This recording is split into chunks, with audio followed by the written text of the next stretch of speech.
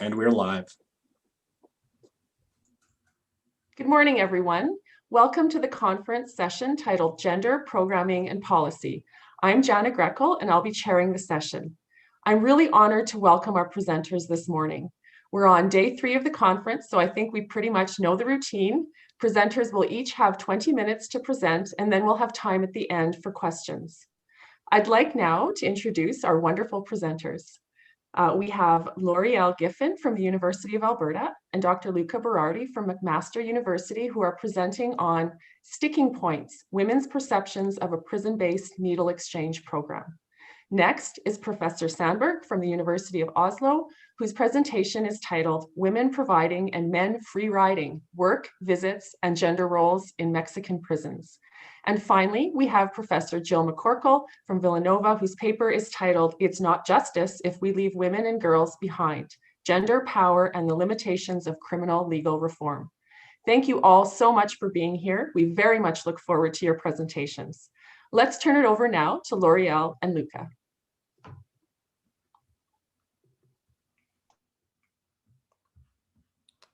Thank you very much. I'm just going to share my screen. All right.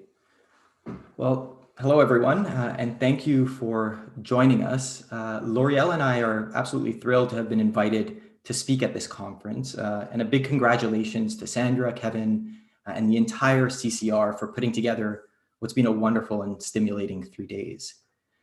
Today, Lorielle and I are going to be sharing parts of a manuscript titled Sticking Points, Women's Perceptions of a Prison Needle Exchange Program, where our findings largely contradict much of the existing literature that finds widespread support for these programs amongst incarcerated individuals. It's a work in progress, so we're eager to hear your questions and your feedback. So the growing opioid epidemic and substance use disorders are health issues affecting individuals, families, and communities across Canada and the world. And we know that prisons are no exception. Recent research by Correctional Service of Canada, or CSC, which is the federal agency responsible for housing people sentenced to 2 years or more, found that both male and female prisoners have more extensive histories of problematic substance use and a higher risk of contracting infectious diseases than members of the general public. In light of this, CSC has implemented a variety of harm reduction measures to help curb risky substance use, overdoses, and the spread of infectious diseases. CSC also recently added a prison needle exchange program to its suite of harm reduction strategies. And this was largely due to pressure stemming from an ongoing constitutional court case. Now, since launching in June 2018, the needle exchange program has been rolled out to 11 federal facilities across the country, including Prairie Institution, where we conducted our study. So as of February 2020, only 36 federally incarcerated individuals had participated in the program across these 11 prisons. And so we're talking very, very little uptake. The objectives of CSC's prison needle exchange are to reduce the sharing of needles, the transmission of bloodborne viral infections, and the occurrences of skin infections that are related to injection drug use. Now, a growing body of international literature on the efficacy of these programs suggests that they contribute to a reduction in risky drug use behavior. These programs are not associated with increased drug use, that program needles are not being weaponized, and perhaps most importantly, needle exchanges are an effective harm reduction strategy for limiting the spread of bloodborne diseases. Now, our study differs from most research on this topic in 2 respects. First, our focus is not on the efficacy of prison needle exchange per se, but on prisoners' perceptions of them. So of the limited research in this area, most is based on the perceptions of incarcerated men, of people released from prison, or of hypothetical programs. And so in other words, research on the perceptions of women who are currently incarcerated in an institution with an active needle exchange program is, to our knowledge, non-existent. So our study helps to fill this void while also foregrounding the voices and the experiences of incarcerated women who too often are relegated to what some scholars have called correctional afterthoughts by both the criminal justice system and also within academic discourse. Second, Canadian-based research on incarcerated or formerly incarcerated people's opinions of prison needle exchange has found that these programs sort of have widespread support. And as you'll hear in a minute, our findings largely contradict this literature, with the women in our sample expressing really strong opposition to the program. We believe that studying perceptions of harm reduction measures is valuable because perceptions can and do influence the uptake of these initiatives. So the goal of our study, therefore, is to foreground incarcerated women's opinions of a recently implemented needle exchange program in a Western Canadian institution. So in terms of our setting, just very briefly, our research was conducted in August 2019 at a federal women's prison we've called Prairie Institution. This is one of 6 federal institutions for women across Canada, and it's classified as a multi-level prison with minimum, medium, and maximum security units, as well as a mother-child unit. It has capacity for 110 women who are brought from all across the Western provinces. CSC implemented the needle exchange here in February 2019, less than 6 months before we began data collection. So this really provided us with a unique opportunity to capture women's perceptions of the program while it was still relatively new to the institution and to their lives.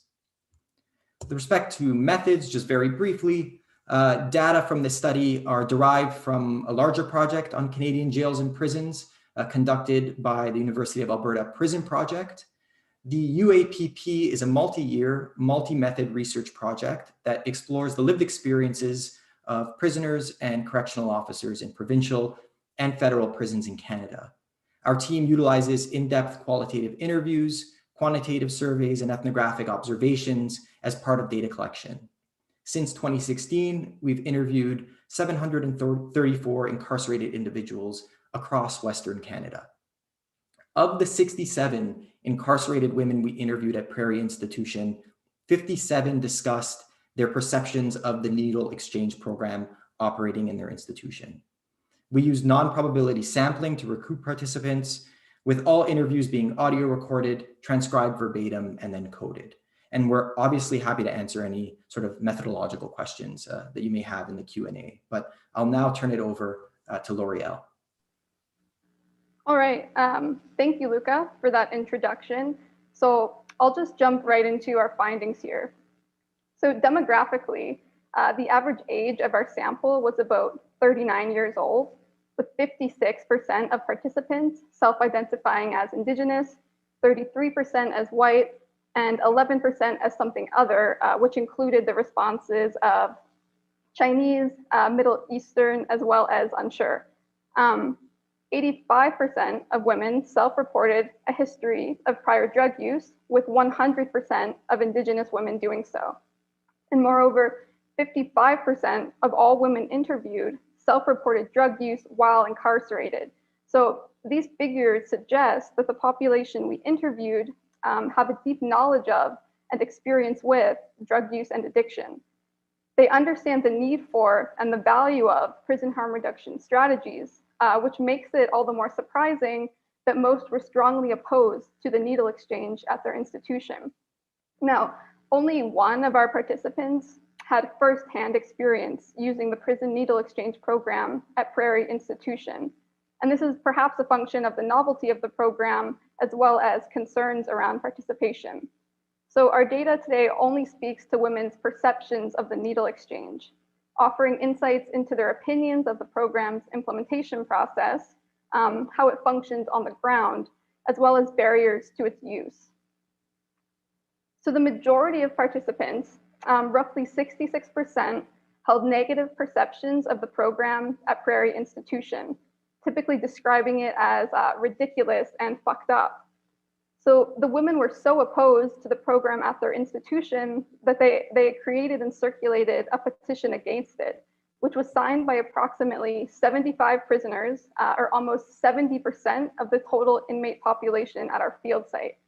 Now, as researchers who have knowledge of harm reduction and its importance in the prison context, this came as a complete shock to us. We simply weren't expecting such outright hostility towards the program. And as Luca had mentioned, existing research on this topic in Canada finds that formerly incarcerated people are largely supportive of prison needle exchange programs. And while a minority of participants in our sample did express such sentiments, this typically took the form of what we would call skeptical support, with the majority of women, again about 2/3, expressing strong negative sentiments. So in terms of our main findings, these can be broken down into 3 major themes. And these are barriers to using the needle exchange program, the needle exchange program as creating harm within the prison, and lastly, confusion surrounding the operation of the program itself. Now, in terms of barriers to use, the women we interviewed identified many problems with how the current needle exchange program works. And one of these barriers was the lack of trust that women had in prison staff. And as one of our participants, Chantal, explains, a lot of people apparently are not too keen on stepping forward to do that needle exchange because then staff know, right? So I'm not quite sure how it's done here, but I'm assuming you're gonna have to get a needle from healthcare or somebody, and they're gonna know who's doing it. And does healthcare not talk to guards? Yeah, they do, you know? And another participant named Yasmin noted the absurdity of trusting correctional officers with any information about drug use, saying through laughter, even if you are using, who's gonna go tell the staff they need clean equipment to use drugs? Now, part of this concern was rooted in the fear that participation in the prison needle exchange program would lead to increased attention and scrutiny from the COs, including more frequent piss tests or urinalysis drug testing.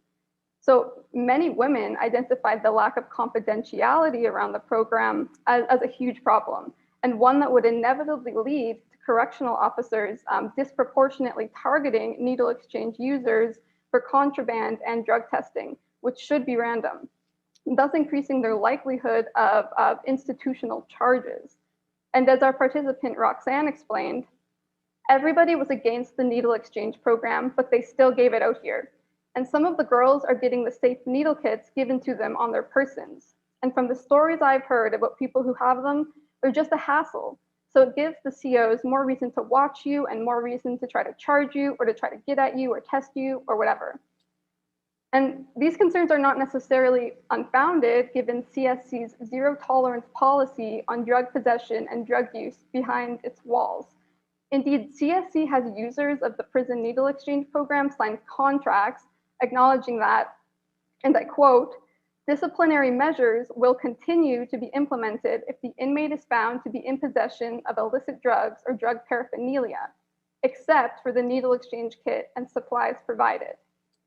So this creates an inherent tension in CSC's policy towards drug use, leading to confusion amongst prisoners and likely contributing to low uptake of the program. So it's not surprising then that many women were convinced that participating in the program would lead to increased institutional attention as well as disciplinary action. And one woman named Victoria, who was actually a participant on the program for a short time, expressed her frustration with this exact scenario.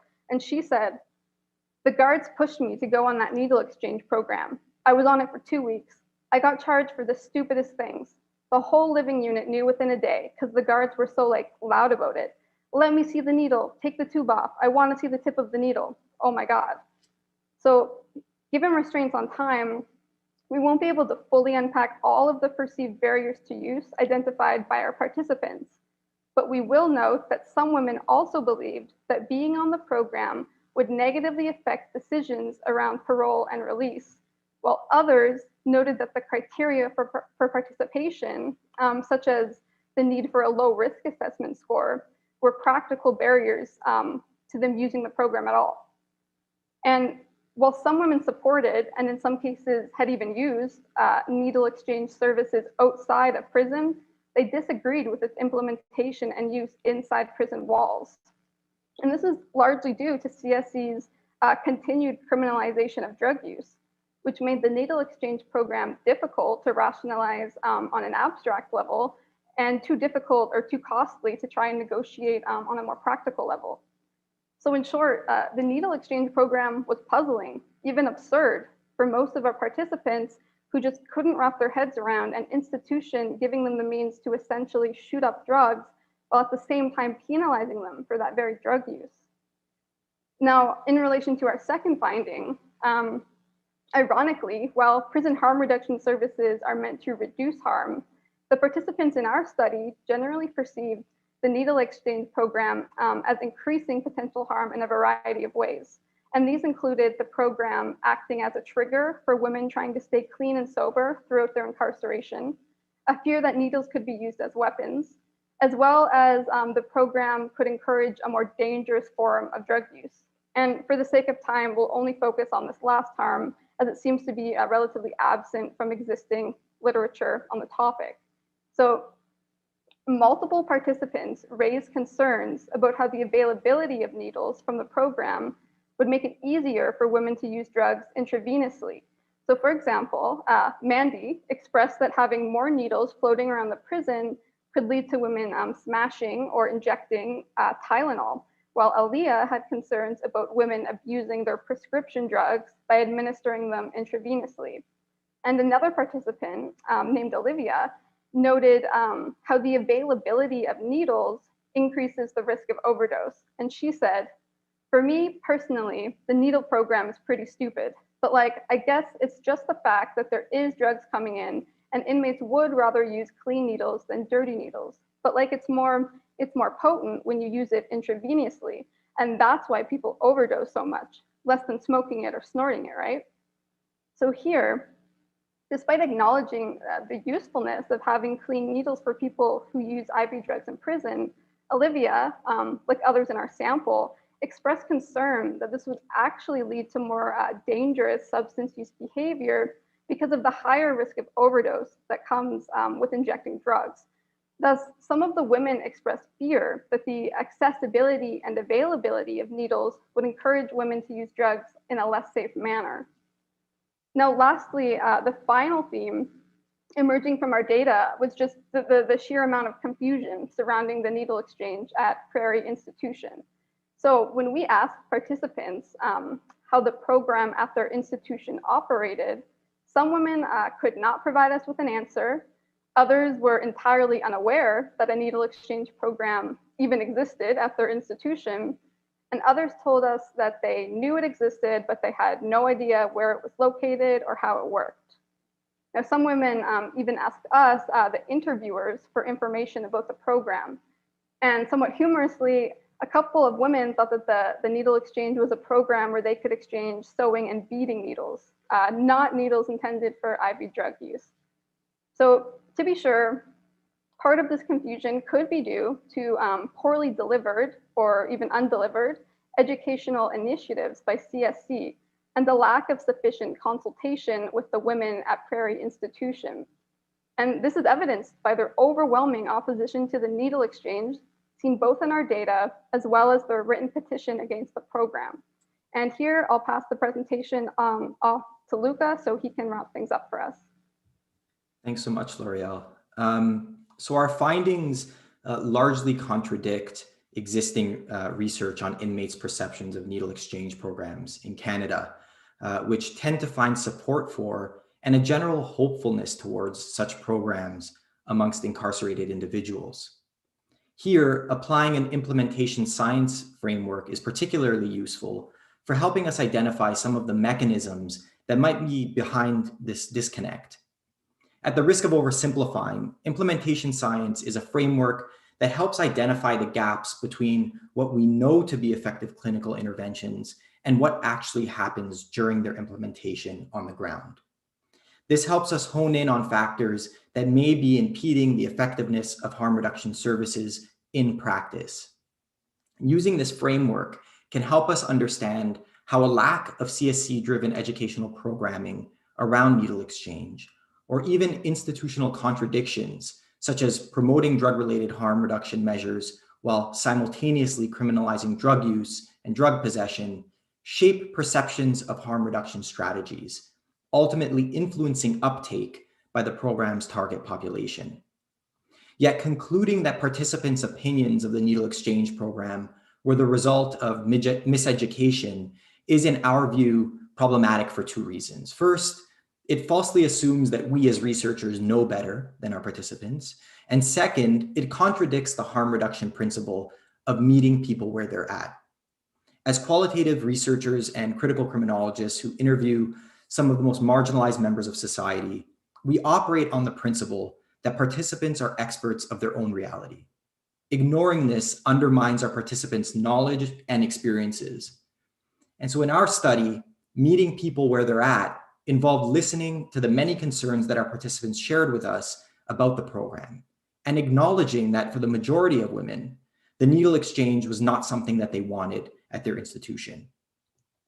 Overall, our findings raise an important question about prison harm reduction initiatives. Namely, what do we do with harm reduction strategies that are strongly contested by the very clientele they aim to serve? This is not an easy question to answer, and these findings are not easy for us to report on.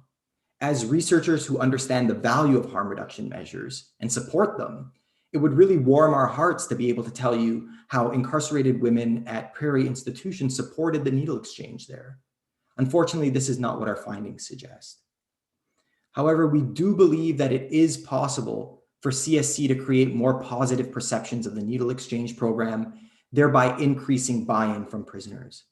And we believe that it could be done in a variety of ways, including offering prisoners more education on the program, engaging in real, genuine consultations with them in the way that Shad Maruna flagged for us yesterday, and as the Correctional Investigator of Canada recently reported, by putting clinical needs ahead of security concerns, recognizing that there will continue to be distrust and poor uptake of the needle exchange so long as CSC continues to stigmatize and punish drug use behind bars. If these steps, amongst others, are not undertaken by CSC, if the needle exchange program is destined to remain in its current form, then the option of scrapping the program at Prairie Institution should not be off the table. If we're sincere about respecting the voices of incarcerated individuals and taking their concerns seriously, then we have to be prepared to listen to what they're telling us through interviews, through their petitions, and through the overwhelming lack of participation in a program that's ostensibly there to help them, but that they do not trust nor believe in. If we're serious about meeting people where they're at, then we have to be open to the possibility that we may hear solutions that are contentious and even out of step with what we as researchers consider to be best practice. Thank you so much.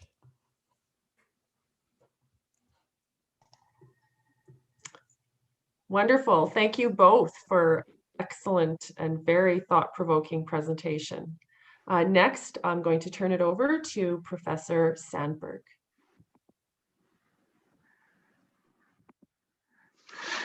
Hi all, thank you for the invitation. I really enjoyed the conference so far. So many interesting presentations and so much stuff to learn, especially for me. I'm quite new in this research field. So this title was suggested to me by my good friend Heath Copes, and it's for one particular paper. I'm going to present 3 papers here, but I think it also fits the whole theme throughout my talk. It could, of course, be a title for life in general, but it might be particularly relevant for the fathers and mothers in Mexican prisons that this study is about.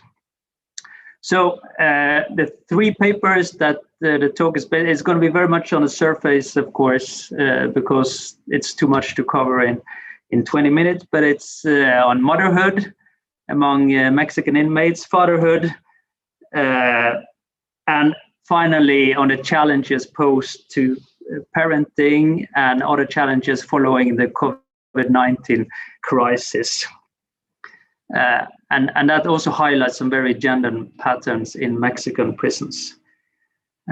This work is done with my fabulous co-authors, Professor Carolina Agoff and Professor Gustavo Fondevilla, and without them, this would have been impossible.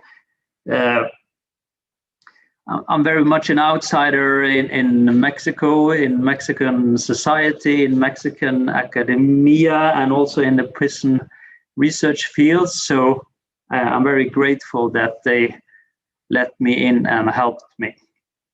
We have written all these papers together. I'm trying to change the, how do I do that? Change the slides. Okay, there we go. Sorry about that.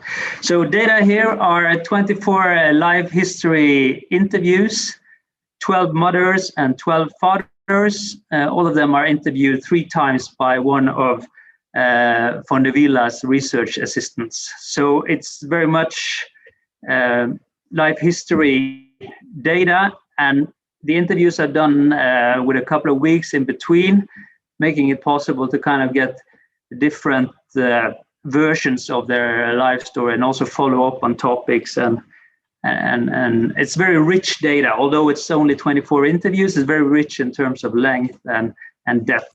Some of them are several hundred pages. Prisoners were convicted of different crimes, and they were in Mexico City prisons. The aim of the study of motherhood was to expand the existing scholarship on how structurally disadvantaged mothers negotiated their maternal identities. So we know a lot about how they do it in Europe and in the US, but the literature from Latin America, for example, is much more scarce. So we wanted to, based on the literature that was there, see if there were any important differences in the experiences of imprisoned women in the global South.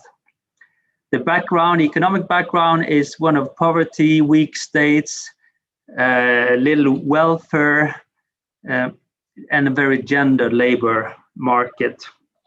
The cultural context is one of patriarchy, familism, and Marianismo identities, or these ideas that women should sacrifice themselves for other and be pure and be morally strong, are very important in the Mexican context. So women in prison are doubly deviant or twice stigmatized for being both bad mothers and bad women. And this is also the case in Mexico, we know from previous studies. But as Mary Bosworth points out, motherhood is also a source of pride and a means to overcome the constraints of prison. And we can add also the difficult living conditions outside of prison. So that's the kind of paradox that we're dealing with. It's both problematic and good at the same time.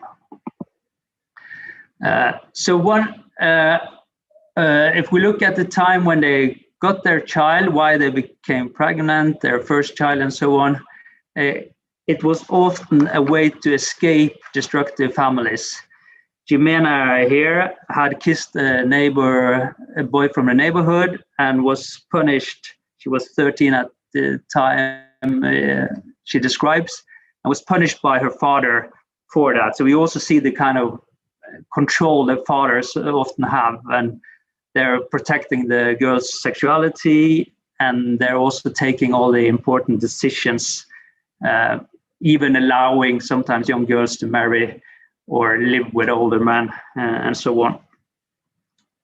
So what she says here is she's getting punished, and then as a reaction to that, what happens after the quote is that she escapes the house and meets another man, much older than the one she had kissed in the first place, and becomes pregnant with him, and moves in with his family. So motherhood can in a way be a way to gain autonomy, but the result is often not being able to leave the destructive family environment behind, but to just end up in another one. For example, living with an abusive man, or the family of a man, and kind of still continuing being a child, but just with another family. So the autonomy is not often the result.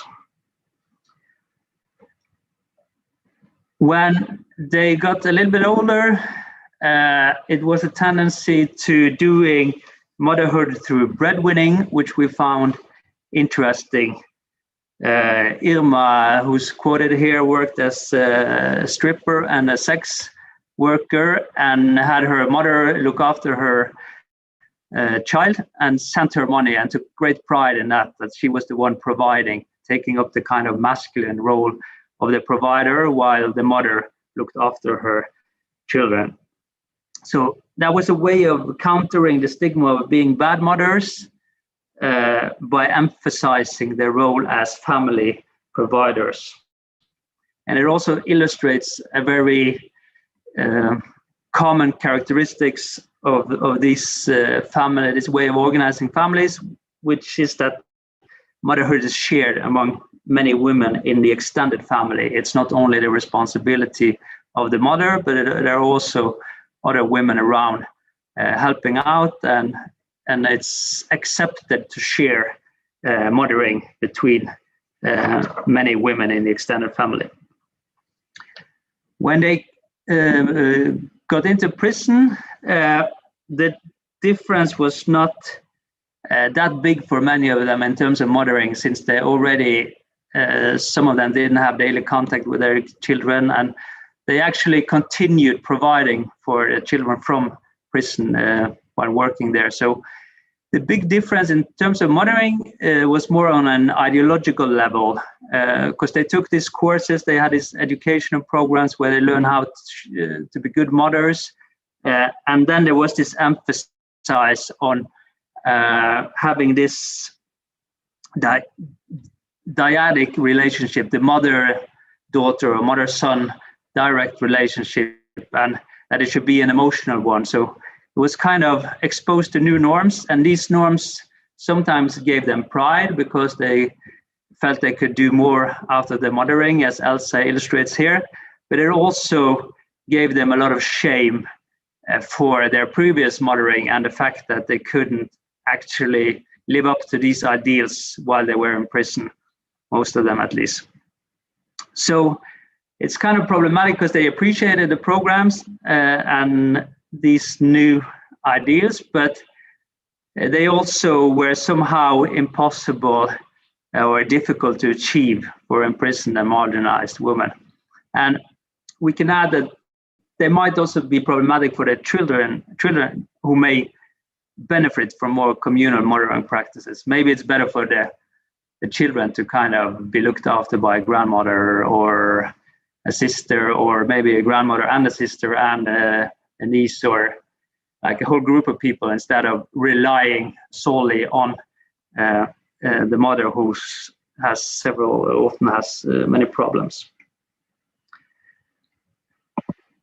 So in conclusion, motherhood differs greatly. Marginalized motherhood in Mexico and elsewhere too, I guess, differs on life basis and institutional and societal context of the mothering.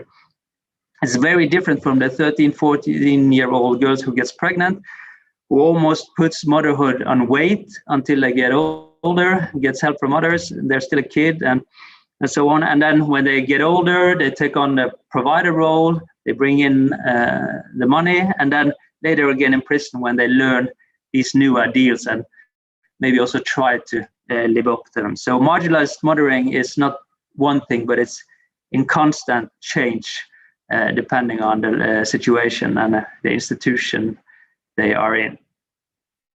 It's also, marginalized mothering is a sometimes tragic resource for marginalized populations. It's a way to get some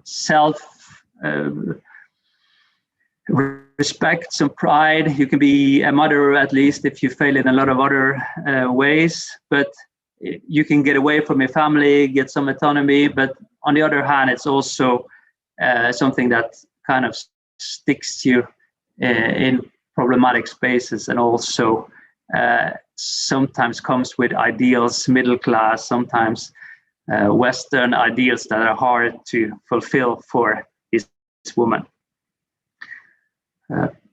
So we conclude by saying that it's necessary or interesting, or we should try to bridge the gap between research and educational programs often based in the global north and the lived realities of imprisoned mothers in the global south.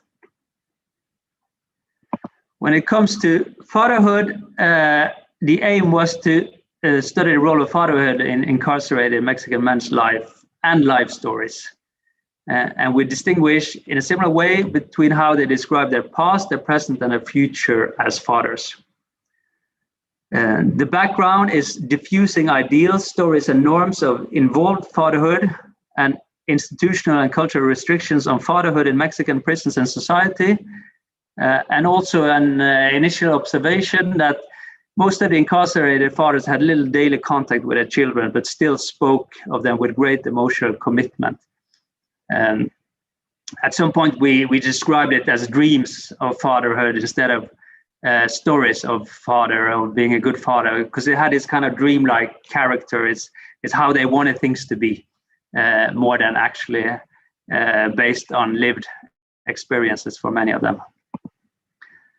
So when they recollected fatherhood before prison, there were two different stories. One was the one illustrated by Benito here, where he says that he was kind of always this good, involved father. And he continued to be so, even though he had little contact with his child when he got in prison.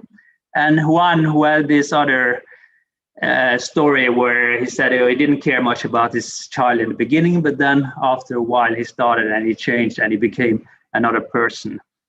And what's interesting with both these stories was that the morale was the same in them.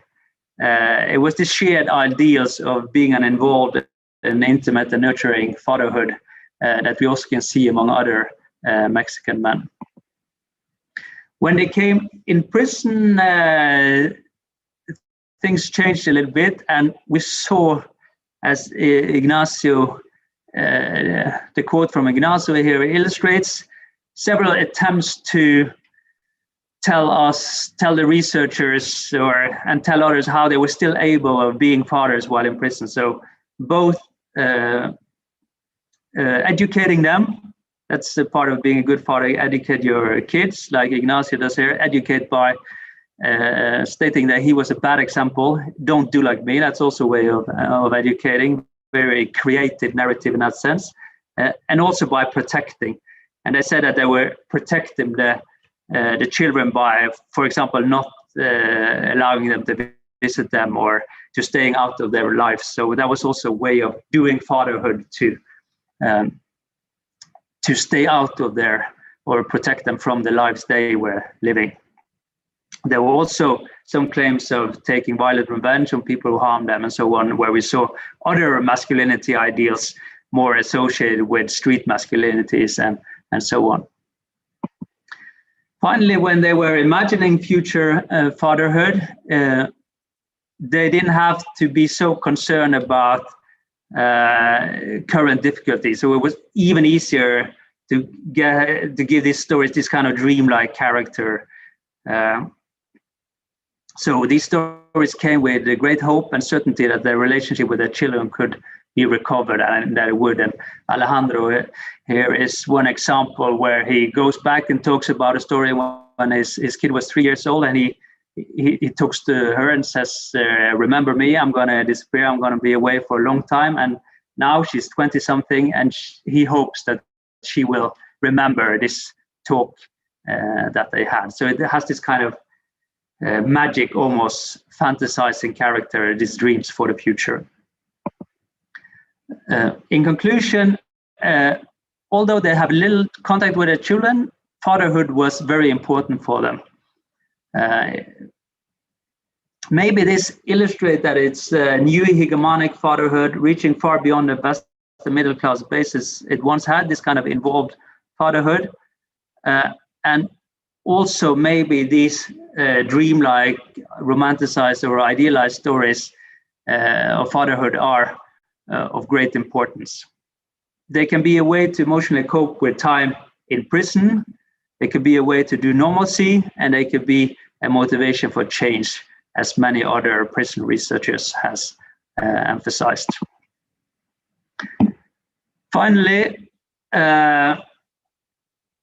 women providing a man-free riding. That title comes from the last paper, who starts with describing how Mexico has an underfunded prison system and large informal and formal economies in prison. It's porous prison walls, we could say, because the inmates depends on prison visits to bring goods and resources in, and also to bring money out, or goods out that could be sold on the outside. So people would need money to buy water, soap. If you're a mother and you live with your child in prison, you would need money to buy diapers and milk, and so on.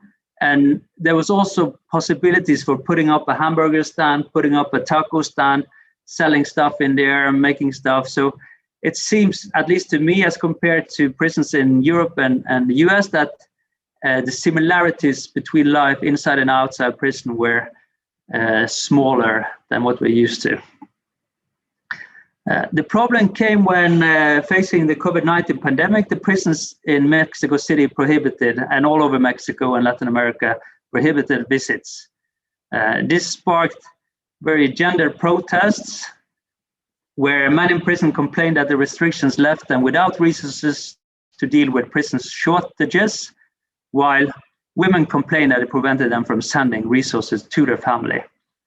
So it seemed that men could free ride and assume that their families would send them stuff in prison to help them, salt, some food, money to bribe the guards, and so on, while the women were still expected to provide both for their children that they had with them in prison and for children they had on the outside by the work they could do in prisons. So in that sense, the COVID-19 restriction shows the vulnerabilities and risks of a highly gendered penitentiary system that relies on visits to provide for basic needs and feed the informal prison economy, and that also relies on visits to support family members outside of prison who depend on income generated by work in prison. The publications we have here, two first of them are open access. The last one came out today, and if anyone's interested, I could send it to them in an email or something. Just let me know. And finally, I also want to point to this book that's coming out by my co-author and colleague Gustavo Fondevilla next year about prisons and crime in Latin America. I think that would be really interesting for many of you in this conference. Thank you very much.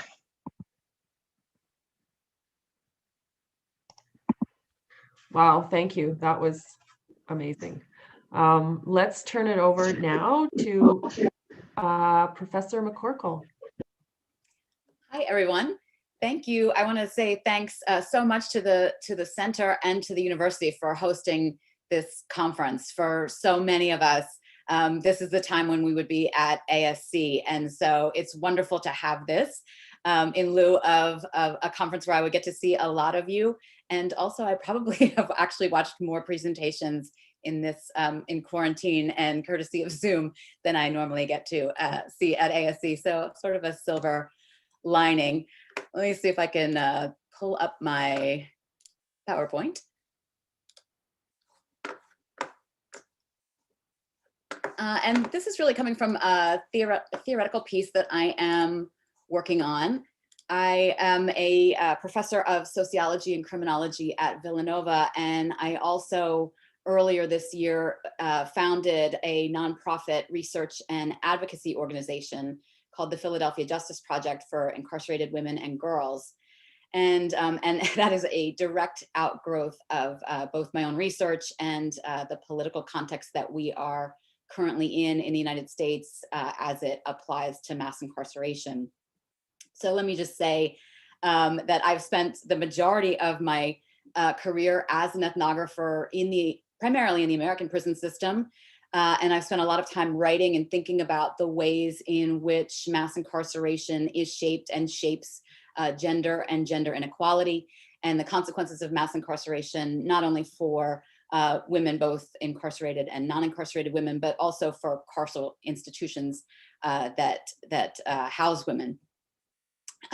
Within the last couple of years, I have toyed with the idea of having a new research subject, in part because within American politics, criminal justice reform or criminal legal reform, depending on how you want to frame it, has gained increasing traction in political debates. It's the one thing that a lot of people on the left and the right agree on, that is that mass incarceration is not working, and that at minimum, the country has to significantly scale back the use of jails and prisons as a penalty for crime, and also rethink punitive responses to crime more generally.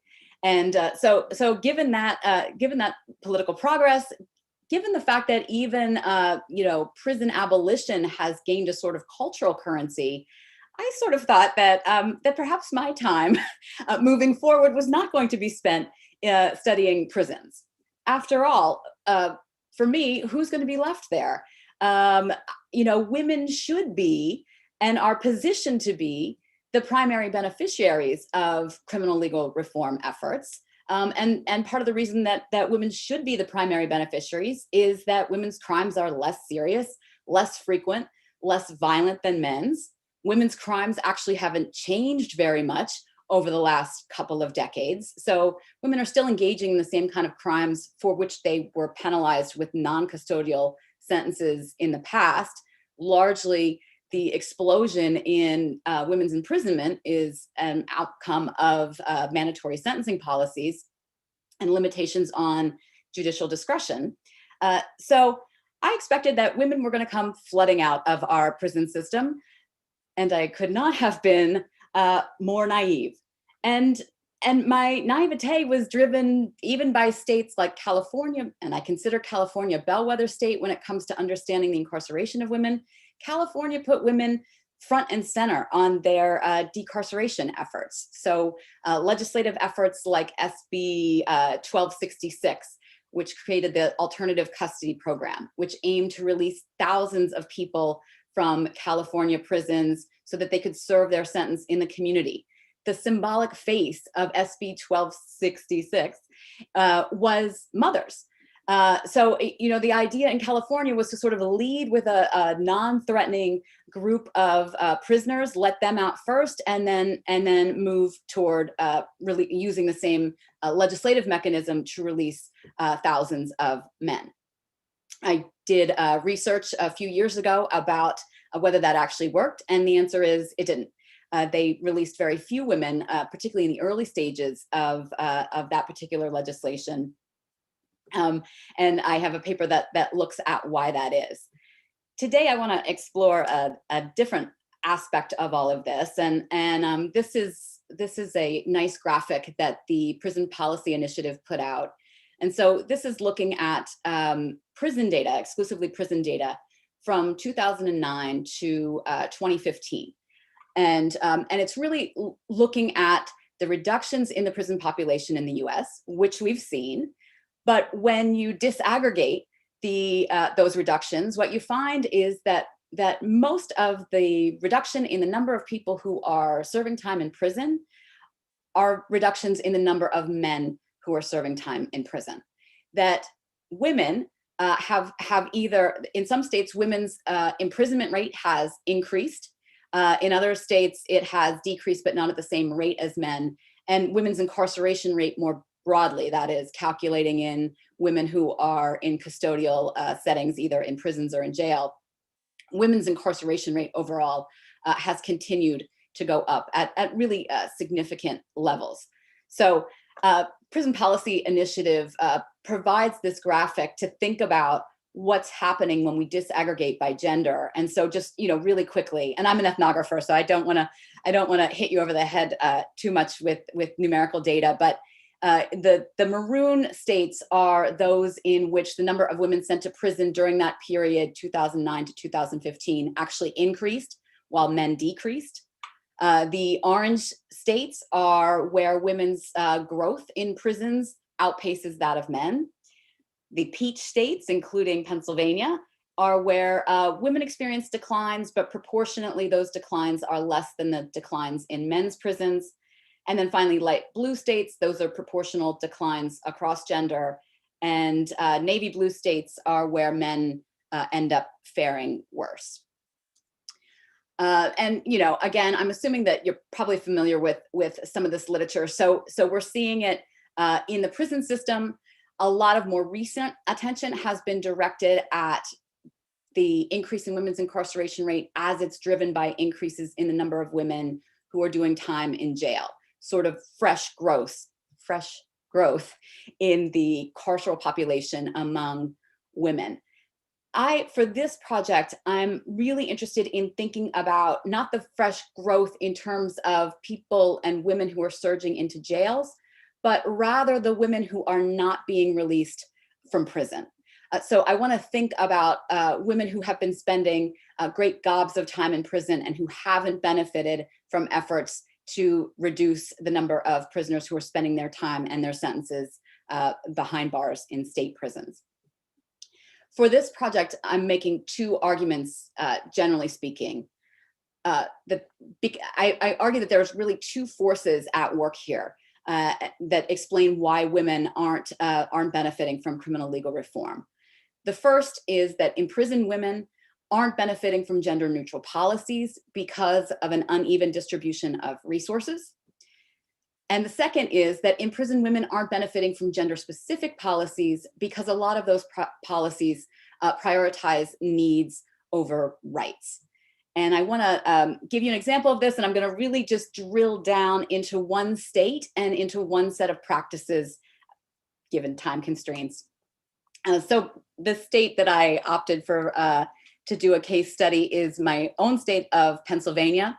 You might be familiar with Pennsylvania. We've been in the news a lot lately around the election, and if I could have found a graphic with a blue version of Pennsylvania, I would have put that up in lieu of this particular graphic, as Pennsylvania has voted in favor of Biden for the presidential election.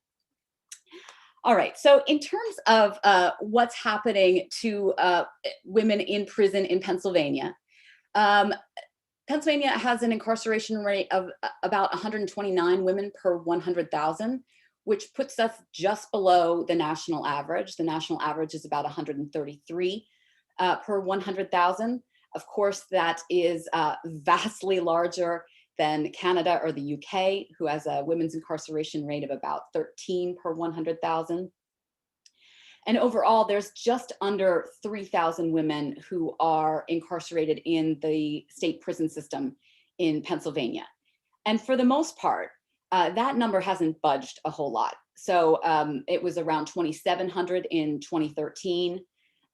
So really, if we went back to this map, we would have to change Pennsylvania's status from light peach, because since 2011, the number of men in prison in Pennsylvania up to the current moment has decreased, while the number of women in prison has actually increased. A lot of those women, most of those women, come from Philadelphia, which is the city in which I live and work in. Philadelphia, by far and away, sends more women to prison than any other jurisdiction in the state. And that percentage grows significantly if we also include the surrounding counties in Pennsylvania. So I'm using Pennsylvania as my case study. And then I want to look at a particular vector within punishment practice in Pennsylvania. And it's also something that Philadelphia is very notable for. And that's something that is referred to as death by incarceration by men and women who are serving this sentence.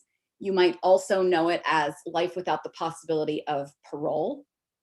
And in fact, Philadelphia is the death by incarceration capital of the world. We sentence a much greater rate of people to this penalty than anywhere else.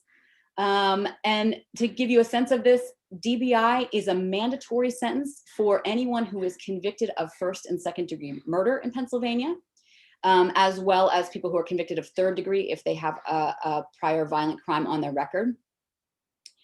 And DBI, in terms of its the sort of mechanism through which it sends people away, there is no mitigation aspect to a DBI sentence.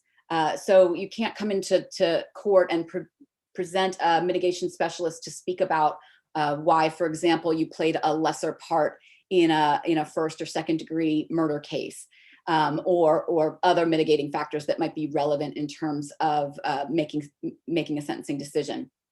There are no lesser sentences, and there is no possibility, and there is no institutional mechanism for reviewing a person who's been sentenced to this. So again, it's life without possibility of parole. So there is no date and no way that a person gets to present a case to a parole board to consider whether or not they have earned the right to go home. The only way to get out from under this is through commutation, but commutation in Pennsylvania is almost non-existent. There's been some changes recently to that, but over the last 35 years, virtually no one has received commutation in Pennsylvania and been released from a DBI sentence. Nationally, I should say that the use of DBI has grown exponentially since the 1970s. That's true in Pennsylvania. It's true across the country. So, in 1992, there was about 12,000 people in the US who were serving that sentence. By 2017, there were 53,000 people serving that sentence. And 10% of those people are based in Pennsylvania and were sentenced in Philadelphia courts or in the courts of surrounding counties. And again, if we look specifically at Pennsylvania, in the mid-1970s, there were 500 people with this sentence. It is really a hallmark of the sort of punitive crime policies that drove mass incarceration in this state and nationally.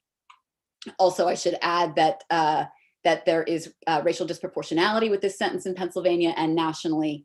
In Pennsylvania, African Americans are 18 times more likely than whites to be serving a DBI. And in the current moment, there are 200 women in Pennsylvania serving this sentence, and nearly a quarter of those women are serving it for a felony murder conviction, or murder 2. And murder 2 is anytime a death happens during the course of a felony, that is automatically a DBI eligible offense. So we've got a quarter of the women, and I'll get into that in a second in terms of what that looks like, particularly in terms of women's participation. I should also say that the vast majority of women who are serving a DBI right now were sentenced when they were under 25 years of age. All right, so because I'm cognizant of time, I want to think through the theoretical argument that I'm making in terms of two specific cases. So we're moving from a case study of criminal justice policy and imprisonment in Pennsylvania to looking at the specific vector of DBI, death by incarceration. And I've pulled two cases out of the Pennsylvania prison system to highlight the ways that gender neutral policies have not had the kind of impact on women that they ought to, and also the ways that gender specific policies have failed women in a lot of respects. And so from the two cases that I plucked out of the 200 women that are currently serving a DBI sentence is Sylvia Boykin, who was sentenced to DBI in 1994. At that time, she was in her mid-30s, and she was a single mother to 3 young daughters, and she had no significant criminal record to speak of. And the other person that I'd like to introduce you to is Cindy Alvarado, who received that sentence in 2010. And at the time that Cindy Alvarado was sentenced to DBI, she herself was also a young single mother to 2 children, 2 minor children. She also had no significant problems, criminal histories. And I selected these cases both because the timelines are significant. When Sylvia Boykin was sentenced in 1994, this was the moment, particularly in Pennsylvania, where the effects of punitive crime policy, both the war on drugs and sort of get tough sentencing policies more broadly, were increasingly visible on the women's side of the prison system. They had long been visible in terms of men's prisons. So men's prisons were quickly becoming overcrowded in the state by the late 1980s, and the state was actively engaged in building new prisons. It took until about the mid-1990s for that visibility to really manifest on within the women's prison system. So 1994 is really a notable year in terms of women's imprisonment. And 2010 is also a notable year when we're thinking about the sort of life course of mass incarceration more generally. 2010 is the moment that the tide begins to turn at the national level in terms of the way that we are thinking about and talking about mass incarceration and crime policy. So, 2009 is where we get Schwarzenegger standing up and saying, we've got to get people out of the prison system. We've got to pursue policies that release people en masse. And there's ways in which a lot of that language is driven around nonviolent drug offenders, but it's really the beginning of thinking about and exploring decarceration strategies and probably reform strategies more generally. So let me say something about what each woman encountered in the time that she was sentenced. In the case of Sylvia, there were about 1,200 women in total serving time in Pennsylvania prisons in 1994, and 115 of them were, including her, were serving life sentences. So women made up just about 4% of life sentence prisoners in Pennsylvania. By the time Cindy Alvarado goes in 2010, the number of women who are doing time in prison in general is just under 3,000, and 178 women are life sentenced women, and all but 30 of those women are at SCI Muncie, which is where both women are sent to spend the rest of their lives. And again, I should say that even in this moment in 2010, where there's a growing awareness about sentence lengths and about mandatory sentences, women are still about 4% of lifers across the state. So the proportion doesn't change very much. There's a couple of characteristics that both women share across these spans of time. As I pointed out already, they're both mothers to young children and they have no meaningful criminal history. But probably more important for our purposes is that in both cases, their co-defendants are men. Everyone involved in those cases, the police, the prosecutors, witnesses, as well as, of course, defense counsel and judges and jurors, everyone agrees that neither woman is the shooter in these cases. So neither woman was responsible for taking a life. It's also important to note that, that neither woman was regarded as having conspired in taking a life. These were both scenarios in which there was a dispute over a drug transaction. And they don't vary that much. The dispute happened in Sylvia's case between two men and a woman over a drug debt. Sylvia was present in the house when people opened fire, when her co-defendants opened fire. And in Cindy's case, she was in a car while her male co-defendant was in a park scoring drugs, and gunfire broke out. He ran back to the car and told her, with a gun pointed at her, to pull away. And so she did.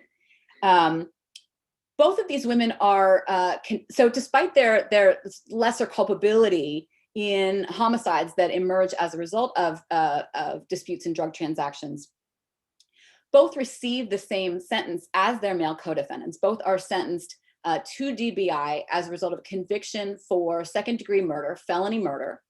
And in both cases, jurors get there using something called accomplice liability. And that would be a whole other talk altogether. But accomplice liability means that if a juror finds you guilty of being an accomplice in Pennsylvania to a crime, you are then hooked on to whatever it is that your co-defendant is found guilty of. So they were tried with their male co-defendants. When those juries found the male co-defendants guilty of second-degree murder and found both women guilty of being accomplices, in effect, the juries found the women guilty of second-degree murder themselves, and the sentences are exactly identical. Everybody gets life in prison without the possibility of parole. I want to say something else here about their sentences, and this is an important part of the gender trouble that women face in the criminal legal system, and it's part of the gender trouble that is not being addressed yet in these prosecutions. Both women were offered deals by police and by prosecutors to testify against their male co-defendants. Had they done so, they would have been able to plead to significantly lesser kinds of charges. In Cindy Alvarado's case, she was probably guilty of serving as an accomplice after the fact, which is a lesser criminal penalty than accomplice liability, driving a shooter away from the crime scene. Neither woman was able to cooperate with police because their vulnerability by virtue of their poverty, by virtue of their status as women and as mothers, made them particularly vulnerable to the possibility of retaliatory street violence. They simply could not take the chance that cooperating with police and prosecutors was going to result in harm to either themselves or to their children or family members. What both women then exposed themselves to is something that I refer to as gendered state violence. So they're both vulnerable to retaliation by police and prosecutors for their unwillingness and their failure to cooperate.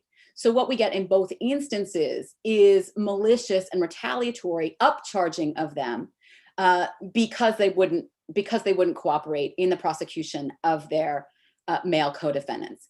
And that's something that that in current reform efforts, both legislative bodies in the state as well as activist organizations in the state have been slow to pick up on.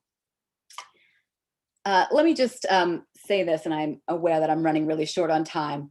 So, in terms of thinking about, so Sylvia Boykin, to fast forward to the current moment, Sylvia Boykin is now in her 60s. She's been incarcerated for nearly 3 decades. And what's different about her case compared to Cindy Alvarado? Cindy Alvarado just got out earlier this year.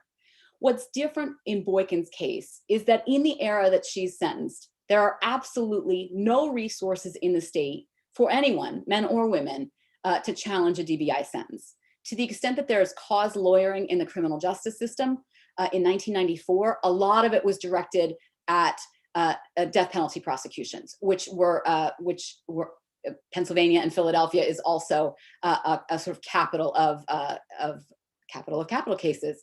In the aftermath, by 2020, as activist organizations and folks inside the criminal justice system are thinking about reducing the size of the prison population, there's been an effort to expand commutation opportunities, gender neutral efforts to expand commutation opportunities that women aren't benefiting from because of a lack of institutional and political institutional resources within the prison. That is, they don't have access to the kinds of programming that the Pardons Board finds persuasive when they're making a decision about whether or not to commute a lifer. So for example, they don't have college programs at SEI Muncie or at SEI Cambridge Springs, in contrast to some of the other major prisons that service men. So their applications aren't as persuasive as the applications of a number of men.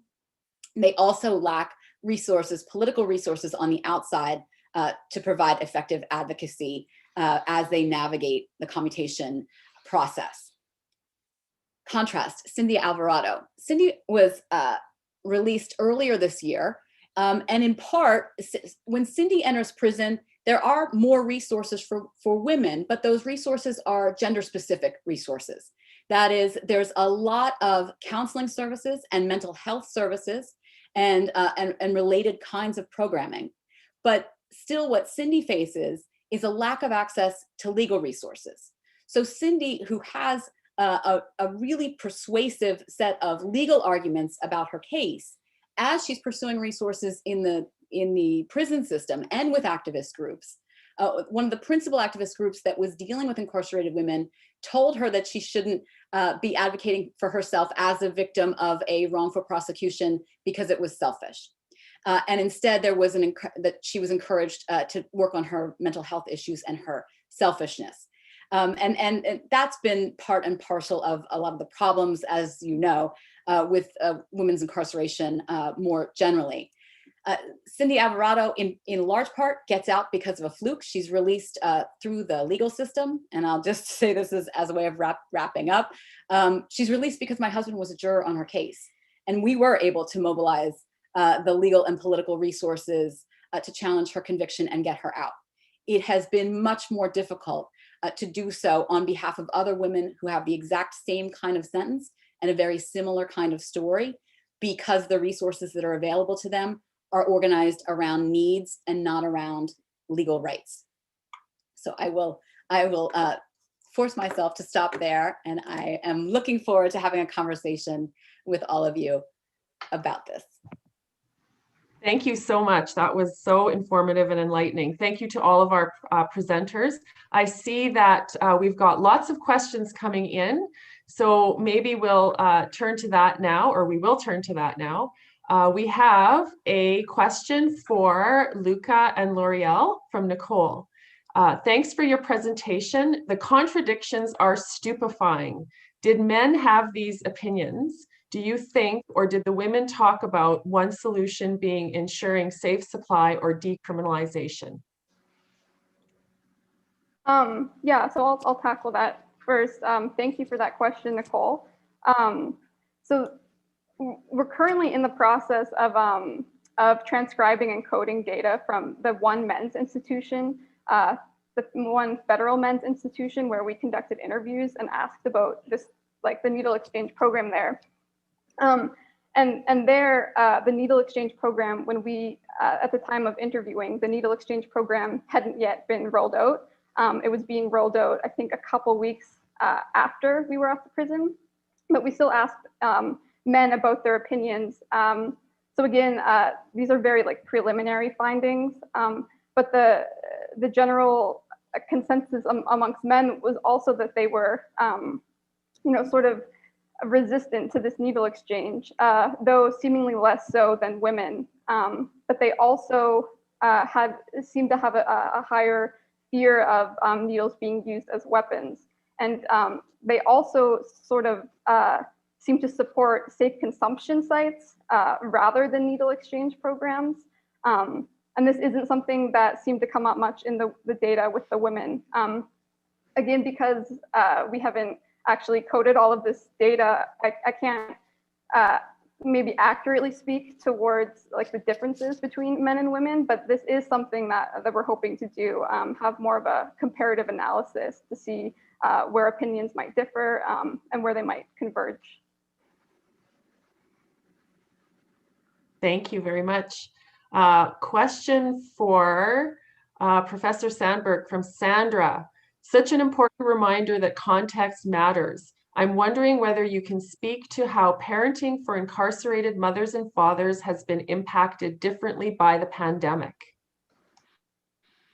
Yeah, thank you for the question, Sandra. I think for the father, it had very little impact because they didn't have that many visits and they didn't have the responsibility for kids on the outside, so they didn't have to send resources out. But it doesn't mean it made their life harder because they didn't get food from their mothers and money to bribe guards and so on. But in terms of the parent relationship, child-parent relationship, it didn't have that much of an impact for the fathers. For the mothers, it had great impact. Especially for those mothers who had their kids outside of prison, not with them. It meant they didn't get that many visits, or they didn't get any visits at all. And as is the main point in that argument, that they could actually not fund or provide for their children on the outside anymore. They didn't have any chances to send money out or send goods out that could be sold on the outside. So it impacted the mothers and also the entire family around them. Great, thank you. We've got a question for Jill now. Big question, but do you have any sense of how the change in the federal government might or might not shape the situations of these women? I think in Pennsylvania, it's going to be modest. You know, to the extent that federal aid isn't tied to having a mandatory minimum drug policy, that might be useful. For the women that I'm looking at who are serving life sentences, it's much more dependent on the Pennsylvania legislature and on who the governor is. And so right now we have a Democratic governor, and we have a progressive, the leading progressive district attorney in the country. But still, there has been a really pronounced unwillingness to entertain cases from women, and I'm hoping that that's going to change as advocacy becomes has a little more power to its punch. And in part, that's why I started a nonprofit advocacy organization, because I feel like legislative decision makers don't understand that a lot of the women who are serving these sentences wouldn't be serving them had they cooperated with police, but they weren't able to cooperate with police because of gender. Thank you. We have another question for Lorielle or Luca. Did COs, prison authorities, or the ministries ever address the absurd contradictions of offering a needle exchange program and then punishing those who use it? Okay, that's a great question. So the idea of like contradiction wasn't something that isn't something that seems to be like a concern for COs. If you've read things from the news, a lot of the issue that COs have is the fear that these needles will be used as weapons, or that COs might accidentally essentially be like stuck with needles, but mostly it's the fear that they'll be weaponized by inmates. The Office of the Correctional Investigator, there was a recent report, the 2019 report. He mentions, Ivan Zinger, he mentions the idea of like contradiction, the inherent contradiction, and why maybe that's like a contributor to like the low uptake of participation in this program, as well as the constitutional court case that we had mentioned in the presentation. One of the claims in that court case is that the concern is that people will not participate because then will become known to COs, and then they'll be essentially targeted, which again kind of speaks to that idea of contradiction. But we don't have like data on the ground about like how this court case has necessarily changed how this program is being operated on the ground. So we can't necessarily speak to that. But Luca, if you have anything else to add there.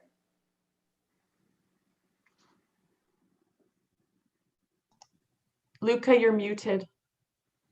Of course I am. Yeah, I was gonna say that was a fantastic response, Lorielle. I don't really have anything else to add, and maybe we could get one more question in for someone else as well. Thanks, Luca. So we've got lots here. I'm sorry we're not going to be able to get to them all. Question for Professor Sandberg. I'm sorry for what seems to be an obvious and silly question, but were the men and women even aware of how unfair the uneven expectations were on them? That men drew resources and women were expected to provide despite being imprisoned? Or are these gendered roles too internalized for such analysis?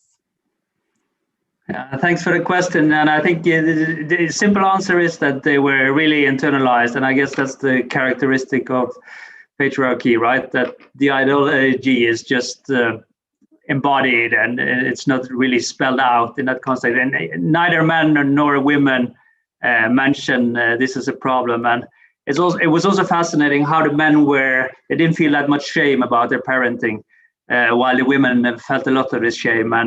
and the women got all these educational programs in prison for how to be good mothers, but the fathers didn't get anything, and they just had to make up their own fatherhood.